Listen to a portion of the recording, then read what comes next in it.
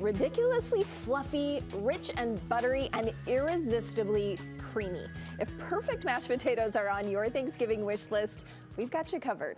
A few simple secrets will take your spuds from good to great. Chef Nettie Frank is mashing it all up. You already, spoiler alert, it's your favorite dish for Thanksgiving. I absolutely love all things potatoes. Me too. In every form, shape. I even take mashed potatoes and stuff it in my roll and then eat it. Yes. It's almost like, I don't even know how to explain it, but I just love mashed potatoes so much. I do too. Yeah. I think most people do. Let's start with your favorite potato to use. Okay, so my favorite potato to use is the Yukon Gold. You can use a russet potato. The skin is thicker, so you definitely need to peel it. Yeah. But it has, the russet has more starch in it, okay? So, but you can use the Red Bliss or the Yukon Gold, which are actually my favorite, because then you can just leave the skin on and it saves you an entire step. Because it's a thinner skin. I like the skin on, but one time I did it at Thanksgiving, there was an uproar. There was an uproar, so now I'm scared to do it. I understand that, yeah. But that is actually my favorite because they are a little bit softer of a potato. So we already boiled these, and when you go to boil them, I cut them into about like 1-inch cubes, and you boil it with the same like temperature of water, right? So either room temperature or cold water. You don't ever want to have the stock pot boiling water going, and then you add the potatoes, okay? So you want to have it at the same time. I didn't know that because I thought if you put it in too soon, they got soggy. Nope, we want all that moisture. We want extra water in it, right? Because we want it to be fluffy.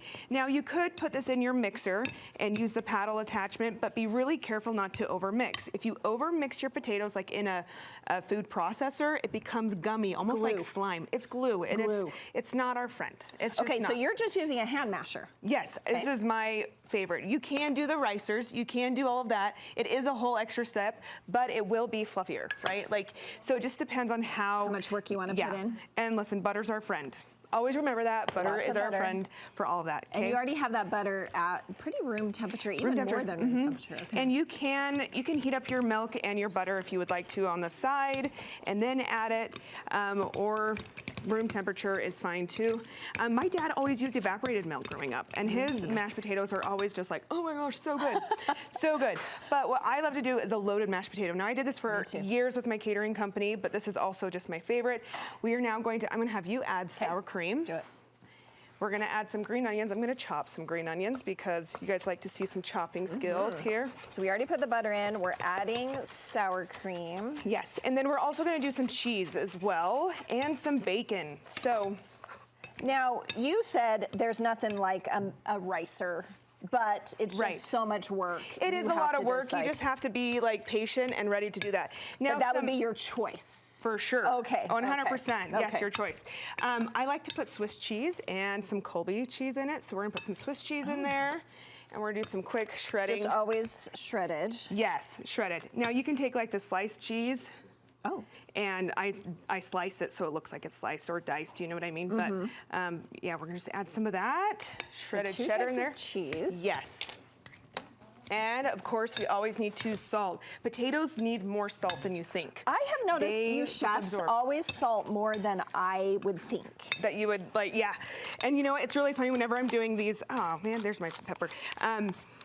Whenever I'm doing these recipes, I always have to be like, oh, I gotta write it down because I just put salt in, right? Like I know exactly how much And do you put a ton of salt in also when you're boiling?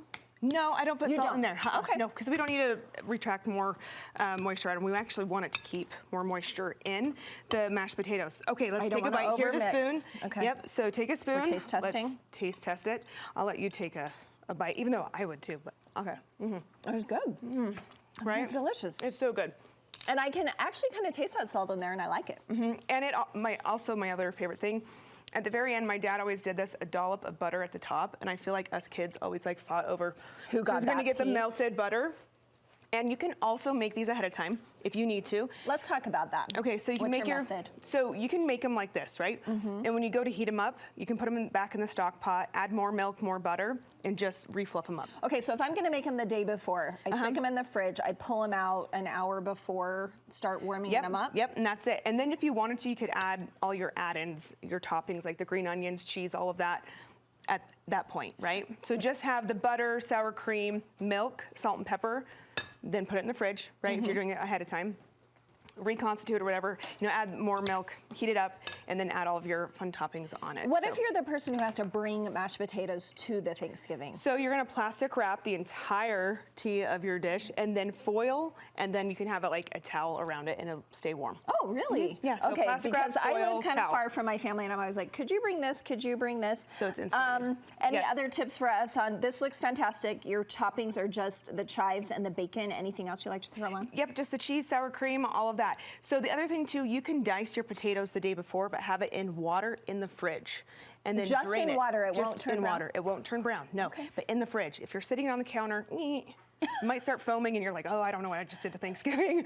So make sure you put it in the fridge and it's nice and cold, rinse them, and then boil them. Okay, fantastic. Yeah. Well, you guys know so much more than us. I was so happy to learn I can put it in at room temperature. Yes. And I can mash if not. Now, you've got a cookbook over there. I do. Tell me Beyond about it. glaze. So for dessert, you need some comfort food as well. So here is some donuts. So our bakery that we were in here in Utah for about 15 years, now you can make them in your home. So They were the first people to introduce me to the maple bacon donut. that was still our most popular one. It really was. That one and the cookies and cream one. Those were the two that were, yeah. Okay, So and where can people get in touch with all you? social media outlets, Chef Nettie Frank is where you can find me. DM me if you have questions, or I'm happy to help. She'll help out. Yes. Thanks, Nettie. Yeah. This will be our lunch.